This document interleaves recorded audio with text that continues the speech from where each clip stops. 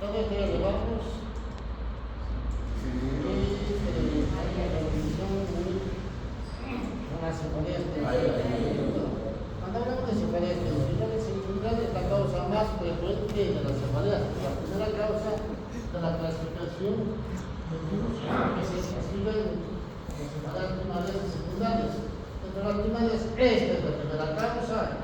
En general, la cefalea bilateral es algo que a veces el paciente no sabe describir. Si me duele la cabeza, se agarra todo.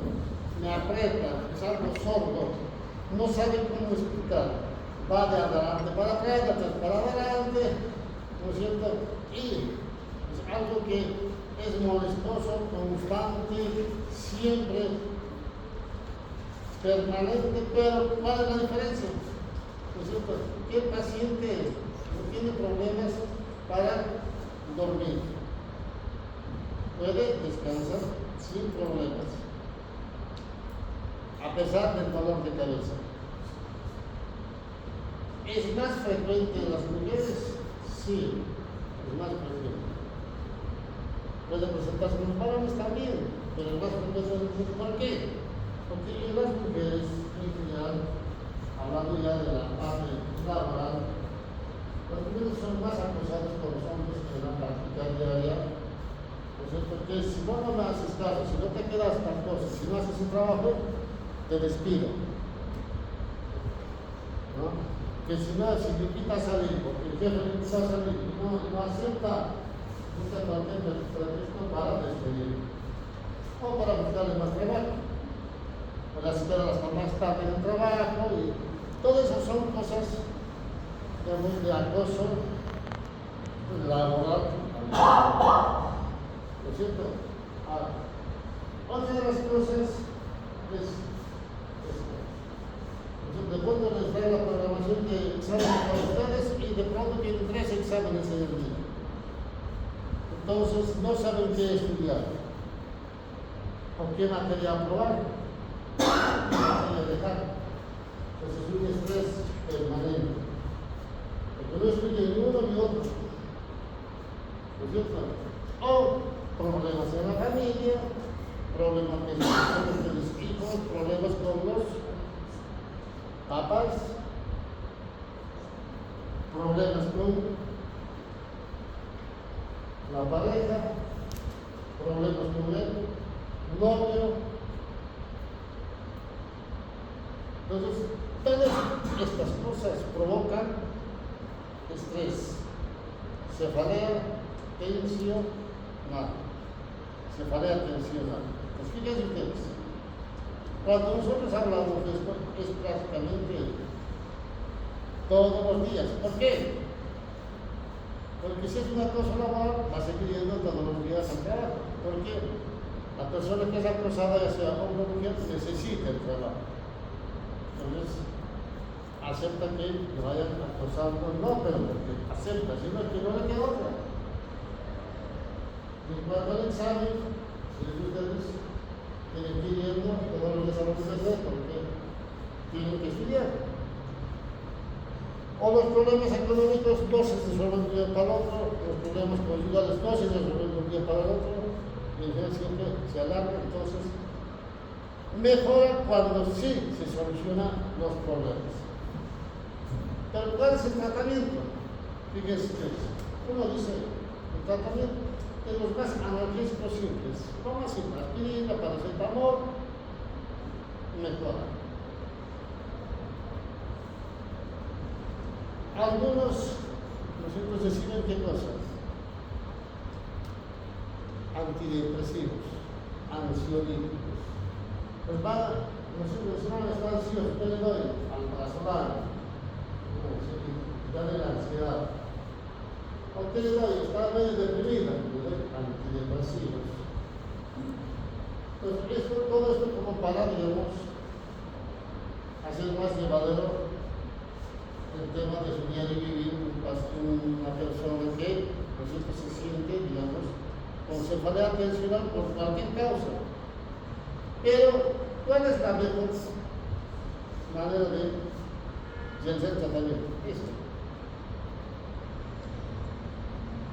técnicas de relajación.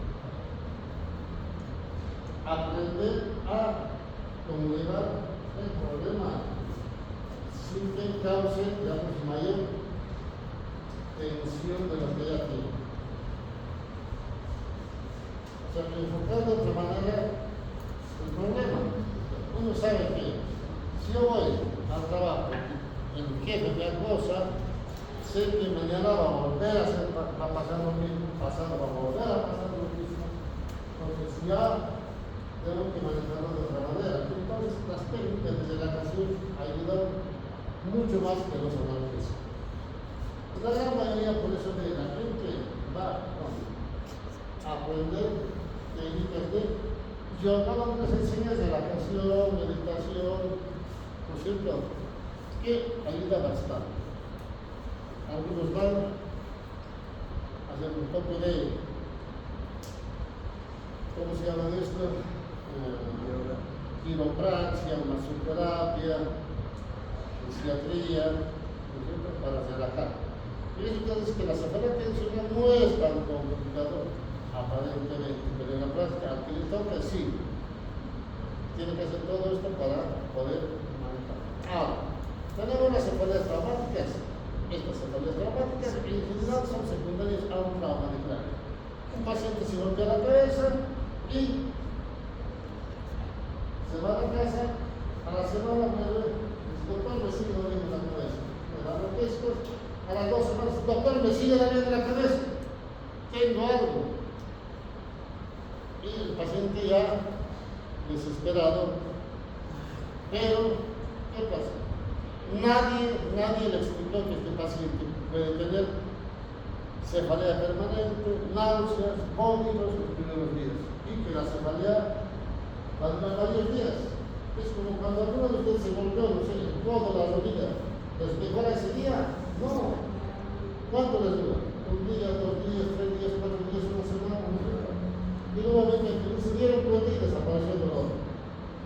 Pues pasa lo mismo. La cefalea puede durar de unos pocos días hasta 1 mes, a veces 2 meses, dependiendo de la intensidad y el lugar del golpe. Pero si al paciente le explicamos que usted va a tener dolor de cabeza en la casa varios días, no se va a preocupar, va a tener a veces náuseas, vómitos, mareos, no se va a preocupar, y además le decimos, para que ya controle en 1 semana, en 10 días, el paciente se siente contenido. Lo va a manejar de otra manera su cefalea. Pero si no le decimos nada de estas cosas, el paciente va a enloquecer porque, ¿no es cierto?, cree que tiene algo más aparte del cuerpo. Las cefaleas post-traumáticas. Y a veces aumentan los síntomas. ¿Por qué? Porque el vecino le dijo algo, porque, ¿no es cierto?, el pariente le dijo algo, la señora le dijo algo. Que yo vi un paciente que se golpeó la cabeza y después se murió de tumores cerebrales. El otro dice, no, se golpeó la cabeza y tenía un coágulo a los 2 meses. Entonces el paciente va enloqueciendo con todo lo que escucha. Pero si nosotros le explicamos cuál es la evolución, el paciente se va a sentir contenido. Entonces, esa es la diferencia cuando nosotros empezamos a explicar a nuestro paciente. Ahora, si nosotros vemos esto, es otro tipo de cefalea, también es cefalea, pero cefalea de inicio brusco, de inicio agudo. No es que va empezando poquito a poco, no, es de inicio agudo. Esa es la diferencia. ¿Puede perder conocimiento? Sí. ¿Puede tener náuseas? Sí. ¿Puede tener vómitos? Sí. ¿Puede tener convulsiones? Sí. ¿Puede tener un déficit neurológico? También. Pero fíjense, todo esto tiene. Pero tiene náuseas, vómitos. Esto es una migraña. No. Pero doctor, la migraña tiene cefalea, náuseas, vómitos. A veces tienen conocimiento, a veces tienen problemas para hablar, una sí. Pero ¿cuál es la diferencia? Cefalea de inicio agudo. El migrañoso dice, no, ya tenía varias veces, me pasa lo mismo, 3 veces por semana, siempre en el mismo lado, etc. No, yo nunca tuve cefalea. O si tenía cefalea, es la primera vez que me pasa así, porque las otras veces no eran así. Esta sí es muy aguda. Se me presentó cuando estaba empujando un mueble. Si el varón en el trabajo, realizar un trabajo pesado, amigo de la salva, cefalea aguda, de inicio agudo. A un paciente migrañoso, un paciente con cefalea tensional, puede tener cefalea por hemorragias parafulias, sí, pero hay que saber diferenciar cefalea de inicio agudo. Cuando pasa eso, ¿qué es lo que tenemos que buscar clínicamente? Origines de la famosa nucardia. Buscar eso. Si nosotros encontramos en el examen esto, con seguridad el paciente tiene cefalea por hemorragia subaracnoidea. Y cuando hablamos de cefalea por hemorragia subaracnoidea, en general, las hemorragias subaracnoideas, de acuerdo a la estadística, se presenta más frecuentemente en trauma, pero está en la lanzamiento que se golpea la cabeza. Y las cefaleas en general son más de la convexidad, pero en estas que son de las cisternas basales, la cefalea es en general por causa vascular, ruptura de un aneurisma cerebral. Se rompe un aneurisma y provoca este tipo de imágenes. Imagen hipertensa, ¿dónde? En las cisternas basales. Entonces, cuando vemos eso, pues inmediatamente se tiene que derivar al especialista para que haga su tratamiento. Nos quedamos ahí, estamos hablando solo de cefaleas. Entonces pasamos a otro tipo de cefaleas. Las cefaleas por Arnold Chiari tipo 1. En general, las cefaleas por Arnold Chiari tipo 1 existen el tipo 1 y el tipo 2. El tipo 2 en general se presenta en los pacientes que tienen malformaciones o defectos de formación en el desarrollo del sistema motor, como el mielomeningocele. Pero el tipo 1 es un descenso de las amígdalas cerebelosas por el agujero magnum o agujero occipital. Nosotros vemos este esquema, este es una imagen normal, esta es la cisterna magna, pero acá fíjense, las amígdalas cerebelosas descienden y comprimen parte del bulbo y parte de la parte cervical superior. ¿Qué es lo que provoca? Alteración en la circulación de líquidos cefalorraquídeos. Y si hay alteración en la circulación de líquidos cefalorraquídeos, ¿qué tenemos? Una hidrocefalia. Hidrocefalia. Y si tenemos hidrocefalia, va a tener cefalea. Sí. Es más o menos la peor clasificación que saca mucho.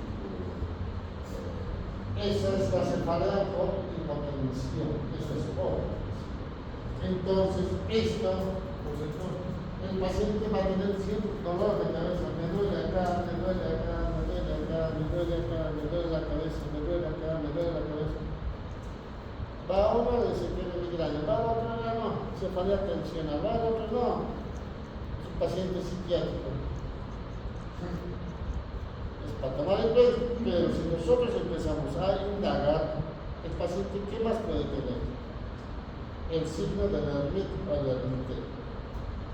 ¿Va a tener mareos? Náuseas, sí, igual que los anteriores. Pero ¿qué es el signo de la arritmia? Es una descarga tipo electricidad en la parte superior, la parte dorsal que va a veces hacia abajo y más frecuentemente hacia la parte cervical. Tengo un dolor, una descarga eléctrica acá atrás. Siempre dicen, desarrollar a los pacientes. Entonces es el signo del ermito. Entonces, si yo escucho eso, más la cefalea intermitente de varios meses, varios años, entonces tengo que pensar en cefalea hipotiroidea tipo 1. ¿Qué es lo que tengo que hacer?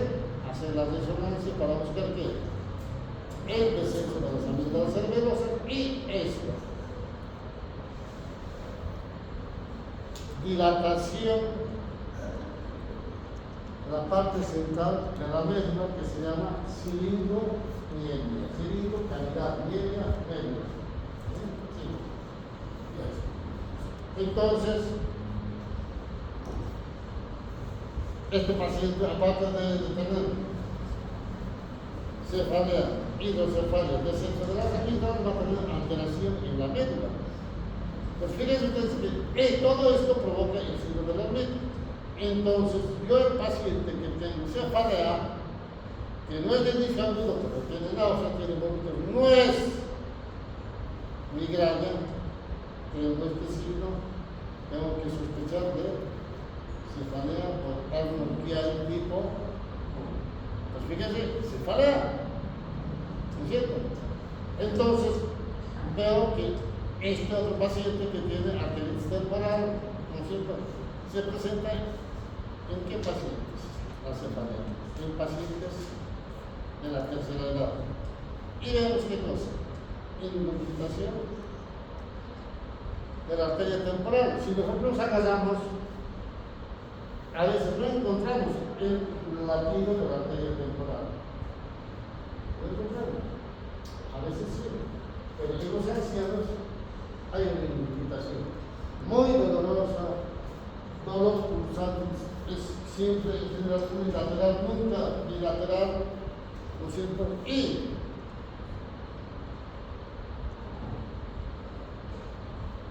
como le duele, provoca cefalea. Entonces, estos pacientes hay que tratar lo más frecuentemente posible. ¿Por qué? Porque si no tratamos, puede quedar como ceguera de la boca.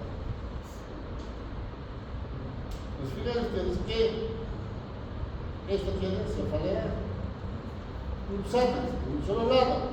Ah, no, tiene migraña. No, porque los viejos no tienen migraña, pero le duele de un solo lado.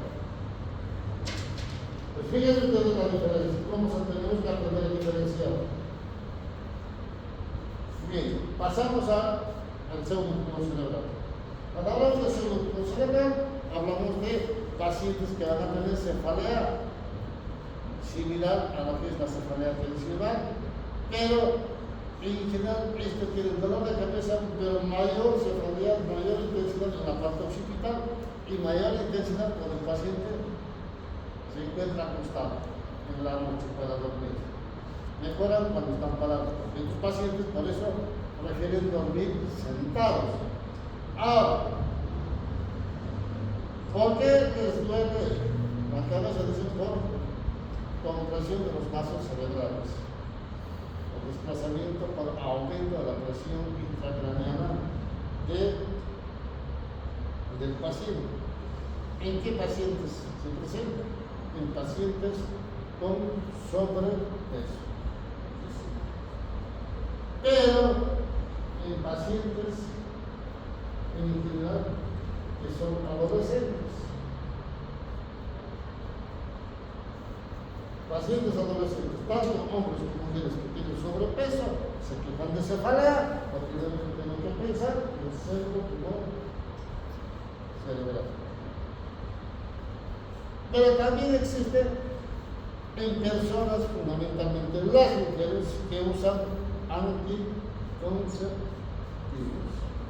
Los anticonceptivos, en general, los que usan las mujeres, si alguna vez leyeron en el prospecto, efectos colaterales: cefalea, náuseas, vómitos. Ante cualquier síntoma, volver a su médico para que le suspendan o le cambien otro anticonceptivo. Algunos anticonceptivos provocan pseudo tumor cerebral.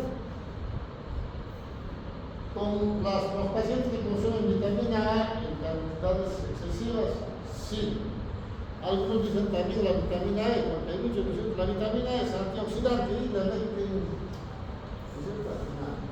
No hay más que todo la vitamina A. Entonces, fíjense ustedes que todas esas cosas pueden provocar ¿qué cosa? Tumor cerebral. Le hacemos el examen de fondo de ojo y vemos edema de papila. El edema de papila nos indica que hay aumento de la presión intracraneana, ¿no es cierto? Otro tipo de cefaleas. Tenemos esto, cefaleas por baja presión. Cuando nosotros hacemos una punción lumbar, en general debemos hacer paciente acostado con el cúbito lateral, nunca parado y nunca sentado. Y esto, jamás al menos. Jamás así. Porque cuando hace una punción lumbar, el goteo tiene que ser lento para evitar la descompresión brusca. Porque cuando nosotros hacemos la descompresión brusca, ¿qué es lo que hacemos? Hacemos que las estructuras que están en la parte superior empiecen a descender. Los que están por encima de la región supratentorial, por encima de la región del cerebro, empiezan a bajar y comprimen. Y los que están abajo en la fosa posterior descienden y comprimen. El paciente puede entrar en coma, con muerte súbita. Ahora, muere en ese momento, no. Muere a la hora, a las 2 horas. ¿Pero por qué? No hacen adecuadamente una función vital. Y esto pasa, lo que yo he visto pasar, pacientes se le hicieron función lumbar evacuadora de hidrocefalia, pero nadie sabía que tenía hidrocefalia, sino la función. Lo sacaron y a las 2 horas es un paro súbito. Doc, ¿y esto puede ser reversible? Si lo hagas en ese momento, con todas las maniobras, probablemente sí. Pero en general, no se da cuenta, está en la casa.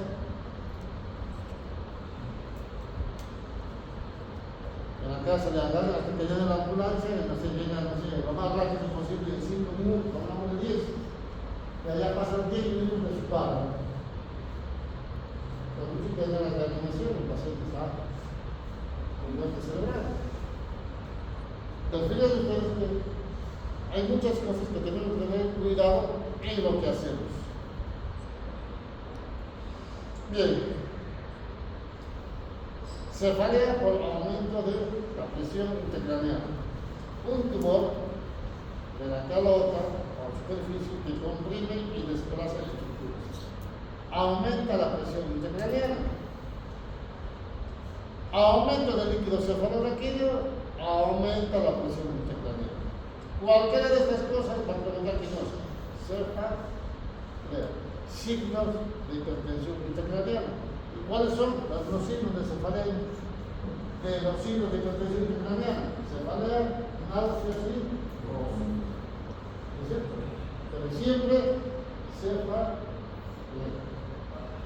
¿No es cierto? Hay cefaleas que son secundarias, que no son propias del sistema nervioso. Tenemos las cefaleas secundarias a tumor de órbita. Pacientes tienen un tumor en la órbita, compresión del nervio óptico y provocan cefalea frontal.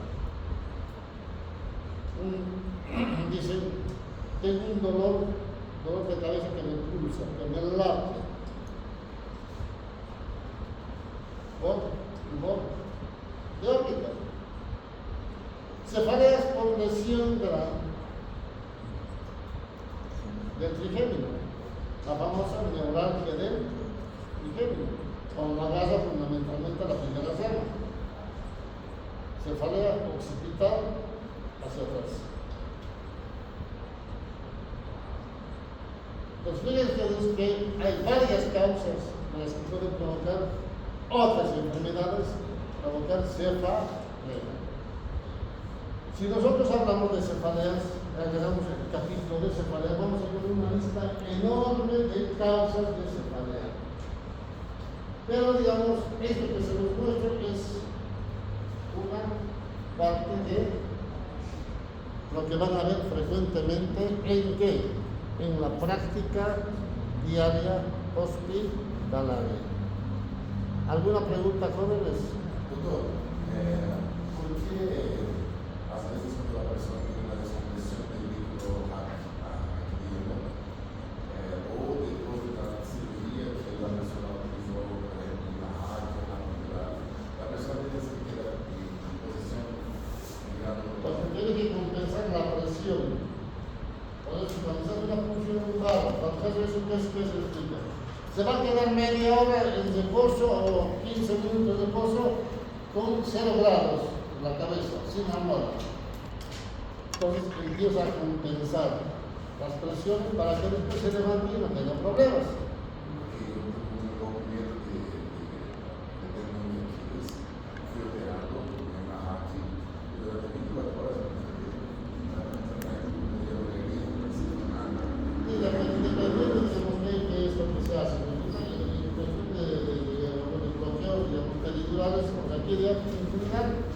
Se recomienda estar más tiempo, de 12 horas hacia adelante en reposo, sin levantarse. Justamente eso para compensar, porque si no hay un problema. Bien, continuamos con los temas, estamos un poco retrasados, vamos a hablar de las escalas que en general se manejan en la parte médica, en la parte neurológica de la neurología. En la medicina hay muchas escalas, muchos protocolos, porque toda la medicina está protocolizada y se maneja por escalas. Y tenemos que saberlas, porque si no sabemos eso no vamos a entender, porque la mayoría de los médicos a nivel mundial se manejan por este método, aparte de la clínica. Entonces, si nosotros hablamos, ¿no es cierto?, de, por ejemplo, un trauma de cráneo, en general, mundialmente se maneja por la escala ¿de qué? De Glasgow. Entonces, esto es un poco para la introducción, ¿no es cierto?, que nos va a ayudar a entender que esta lesión, ¿no es cierto?, hablamos de un paciente que tiene un accidente, una compresión, ¿no es cierto?, de la sistema paraneuroencefálica con lesiones por trauma de cráneo. O este otro paciente que tiene un trauma de aquí medular con lesión probablemente completa de la médula. Pues cuando hablamos de este tipo de cosas, nosotros nos ayuda a entender qué cosa. Hablar casi el mismo lenguaje en una ciudad, con varios hospitales, en un país, con varios hospitales, o a nivel mundial, hablando siempre el mismo lenguaje, por las escalas. ¿Cuál es el objetivo? Entender las urgencias. La urgencia de nivel 1 es cuando el paciente necesita algo urgente que vaya al especialista a resolver, porque el paciente está bastante crítico. Necesita una asistencia inmediata de qué? Del especialista. Llámese el neurocirujano, llámese cirujano de tórax, llámese cirujano de abdomen, no sé. Necesita algo urgente, en este caso, en la parte neurológica de los clínicos, resolver el problema que le compromete la vida a nivel de la cabeza. El nivel 2 sí, el paciente tiene un accidente o hace una convulsión o descompensación con hidrocefalia o lo que sea, pero ¿no es cierto que tiene que ir el especialista, pero no tiene que salir corriendo, ¿sí? Tiene que ir a ver a este paciente, lo podemos estabilizar, compensar, ¿no es cierto? Entonces acá ya entra lo que hablamos, ¿no es cierto?, de el ABCDE, el ADDS, ¿no es cierto? Y tenemos que aprender que en estos pacientes lo primero que tenemos que hacer es, antes de movilizar al paciente, es estabilizar hemodinámicamente, antes de moverlo. Pues fíjense, entonces, todo eso tenemos que hacer para poder seguir con los pasos que aprendimos. Y el otro es que el paciente tuvo un accidente pero está sentado ahí. Y el otro probablemente tiene cuidado. Y no se mueva. El accidente cuando pasa, por ejemplo, en la calle, uno se quiere levantar, no se mueva, quédese, hasta que llegue la ambulancia, aunque no tenga nada. Son los protocolos que no aprenden. Bueno, llega la ambulancia, lo llevan, que no tiene nada, está muy golpeado y avisan a los especialistas correspondientes que existe ese paciente para que sea valorado, pero no tienen que ir inmediatamente, seguramente van a llegar a las 2, 3, 4 horas, porque no es. Entonces, ustedes son los niveles que uno tiene que aprender a manejar en un trauma de grado. Entonces, cuando tenemos un accidente con trauma de grado, hablamos de esto. La escala de Glasgow. ¿No es cierto? La escala de Glasgow tenemos 3 puntos importantes a evaluar: el ocular, el verbal y el motor. El ocular 4 puntos, verbal 5 y el motor 6. Todos tienen una puntuación, no existe el 0. Todos tienen una puntuación. El ocular de 4 a 1, el otro igual de 5 a 1, el otro de 6 a 1. El ocular, como tanto el ocular, el paciente tiene 4 puntos. Y si el paciente está con los ojos cerrados, decir, señor, abra los ojos, mírame, abre los ojos, tiene 3 puntos. Si el paciente no responde, pero al estímulo nociceptivo, al dolor, estimulamos y recién abre los ojos y vuelve a cederse, tiene 2 puntos. Y si no abre, no hace nada, tenemos 1 punto. Ahora en el lenguaje, si el paciente lo vemos en el examen y está hablando, no, señor, ¿cómo es su nombre? Mi nombre está, ¿dónde vive? ¿En tal lugar? Orientado, 5 puntos. Ahora, si el paciente habla, pero está medio desorientado, medio confuso, tiene 4 puntos. Si el paciente responde con palabras inapropiadas, se le pregunta, ¿cómo es su nombre? Mamá. El paciente tiene 60 años o 70 años, está buscando a su madre que falleció hace 20 años. Entonces, tiene 3 puntos. Ahora, si el paciente no hace nada, simplemente sueños culturales, ¿no? Hay pacientes que no hacen, no responden nada al estímulo, ¿no es cierto? ¿Tiene cuánto? 2 puntos, ¿no es cierto?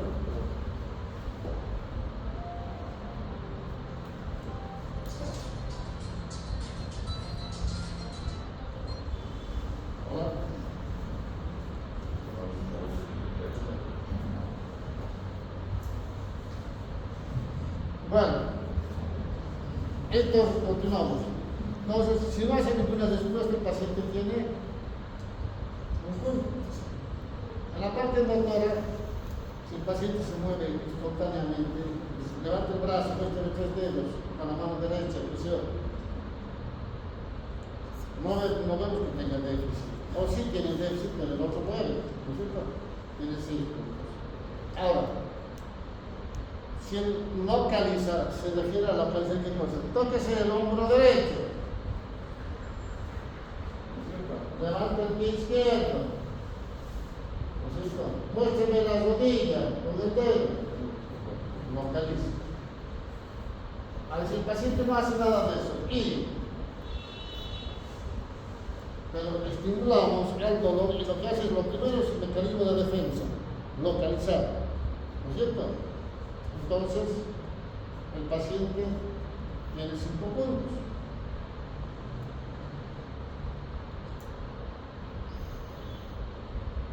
La retirada que llamamos, ¿no es cierto? La retirada cuando empieza a ejercer el mecanismo de defensa. Si el paciente hace flexión de miembros superiores y rotación interna, es 3 puntos. Es el signo de complicación.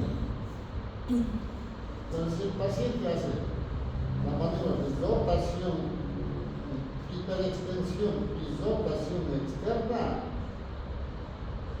es signo de celebración vale 2 puntos.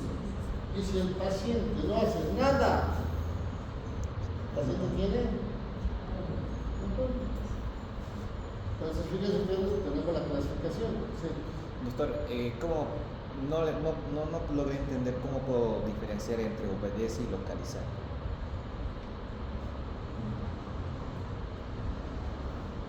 Ahí le pido, tocate la nariz. La localización. Obedece, localiza. Ahí en obedece, doctor. ¿No es cierto? Levanta la mano derecha. Ah, Y algunas veces debe ser, tenemos O le digo, mostrame 5 dedos con la mano izquierda. ya, doctor. Es que esa diferencia, doctor, entre localizar y obedecer, sí. Localizar es cuando va localizando lo que le pedimos. ¿Cierto? Bien, entonces, trauma de cráneo, pero existe otro tipo de clasificación que es Modificador. la clasificación de Marshall, sí. algunas fotos de las series que tenemos de la televisión, hay algunas el tiempo de hecho las personas que es muy grande o La lesión, la lesión en los boxeadores. sí, ¿Dónde está la lesión? por ejemplo, de UFC, la persona toma un golpe y automáticamente así, caen como tú, así. Algunos receben y caen así. La recuperación de esas personas demora mucho. ¿Cómo puede ser? Dependiendo del golpe que reciben. Porque los boxeadores, ¿qué es lo que tienen? Porque a veces está lesionado, No, los boxeadores, ¿qué es lo que tienen? de Parkinson. No, trauma craneal, trauma encefálico, son los microtraumas encefálicos. Por eso los boxeadores que terminan medio parados, como vulgarmente hablando, tienen lesión frontal, lesión occipital, y cuando lo que dice su compañero es por eso, conmoción o confusión de la parte del bulbo y protuberancia por la flexión a nivel de donde el quiero occipital. Y esos microtraumas con el tiempo terminan siendo pequeñas lesiones donde en lo que es el tálamo, ¿no es cierto? Y estos pacientes terminan con Parkinson. Es totalmente diferente al trauma por accidente de urgencia, porque nosotros hacen microtraumas. Esto es un trauma agudo, severo, totalmente diferente. Bien, entonces hablamos de la clasificación de Marshall, una clasificación tomográfica de los traumas de cráneos, y en general se llaman lesiones, ¿no es cierto?, difusas o llamados también lesiones encefálicas difusas. Y más van a ver, escuchar como el LED1, LED2, LED3, LED, lesión encefálica difusa. El LED1 hacemos el estudio y la tomografía es normal. LED2, acá ya hay alguna lesión en el cerebro, pequeñas lesiones hemorrágicas. Un trauma. Van a ser siempre menores a 5 ml, son pequeñitos. El letras acá es totalmente diferente. Hay letras de swelling bilateral. Cuando hablamos de swelling, en general la traducción en los traumas significa edema, pero no es edema en la traducción. Swelling significa hinchazón. ¿Por qué la diferencia? Por ejemplo, un absceso cerebral hace edema, pero no hace swelling. Un tumor cerebral hace edema, pero no hace swelling. A veces yo les comparo algo como para que entiendan, por ejemplo, no sé, sea, el compañero pues, va a jugar fútbol y da una patada en el pie. ¿No es cierto? En el problema. No.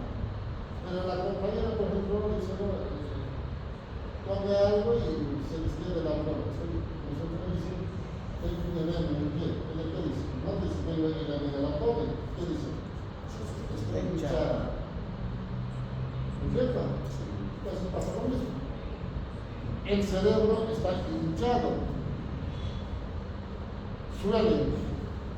Entonces, cuando hablamos de swelling, ¿qué es lo que hace? Comprime las sistemas perimesencefálicas. ¿Y qué tenemos en las sistemas perimesencefálicas? ¿Ah? ¿Qué tenemos? ¿Qué tenemos? ¿Qué circula por ahí? ¿Qué mejor más para orientarnos? ¿Qué arteria pasa por ahí? ¿Ah? No. La cerebral posterior. Cerebral posterior. Entonces, si yo veo que donde circula o pasa la arteria cerebral posterior, que está apretado, colapsado, ¿qué es lo que pasa? Hay una hipoxia. ¿Dónde? En el tronco cerebral. Porque no le llega sangre, no le llega oxígeno. Pues hace un infarto isquémico. Si hay un infarto isquémico del tronco cerebral, ¿qué es lo que pasa? Necrosis. Coma. El paciente entra en coma. ¿Por qué? Porque está lesionado. ¿Qué estructura? ¿Qué tenemos ahí? El sistema reticular activador ascendente, el famoso SAHARA. ¿Y qué función tiene el SAHARA? Mantenerlos despiertos de día y dormidos de noche. El famoso on-off. ¿No es cierto? Eso es anatomía, fisiología, eso ya lo llevaron ustedes. Entonces, si yo veo que el paciente tiene swelling, yo sé que este paciente, si no hago nada, en las pocas horas se va a morir. Pero fíjense la diferencia. El tipo 4 sí, hay swelling, pero de un solo lado, es unilateral, va a tener mayor desviación de línea media, mayor a 5 milímetros, va a tener seguramente contusiones, también va a tener seguro sí, pero hay desviación de línea media y, ¿no es cierto? A este paciente hay que actuar rápidamente para salvar el cerebro que está sano. Tenemos el grupo 5, se divide en masa evacuable y masa no evacuable. Acá los autores un poco discrepan. El original era masa evacuable y masa no evacuable. Pero algunos dicen primero la masa no evacuable, la masa evacuable. Algunos dicen no es 5, sino son 6 puntos, el 5 y el 6. De cualquier manera, esto, nosotros vemos que cuando es masa evacuable, tenemos que hacer todo lo posible para salvar al paciente, pero el otro ya tiene lesión, vamos a ver, probablemente lesión del tronco cerebral, se haga lo que se haga, el paciente no va a recuperar. Los famosos TEC de la ¿no es cierto? Entonces, probablemente cuando yo hablo de TEC, hablaré acá de un TEC leve, ¿no es cierto? Después hablaré de TEC moderado, y acá hablaré de TEC severo o TEC grave. ¿No es cierto? Entonces, yo necesito saber esta clasificación de Marshall, la clasificación tomográfica, más la clasificación de Glasgow para entender al trauma del cráneo. Fíjense ustedes. Y tenemos que entrar, el objetivo de esto en general del trauma es nivel de urgencia 1. Porque tenemos que salvar al paciente, salvo que sea terrible. Pero es urgencia. Por ejemplo, me acaban de llamar, el doctor, hay un paciente que se rompió la cabeza hace una semana. No es una urgencia nivel 1. Se golpeó hace una semana. Pero nadie le explicó que seguramente yo tengo que ir a explicarle que le va a doler, le va a seguir doliendo. Pero si me decía, es un accidente, estamos incubando y me si se suspende la clase y voy para allá. Esa es la diferencia.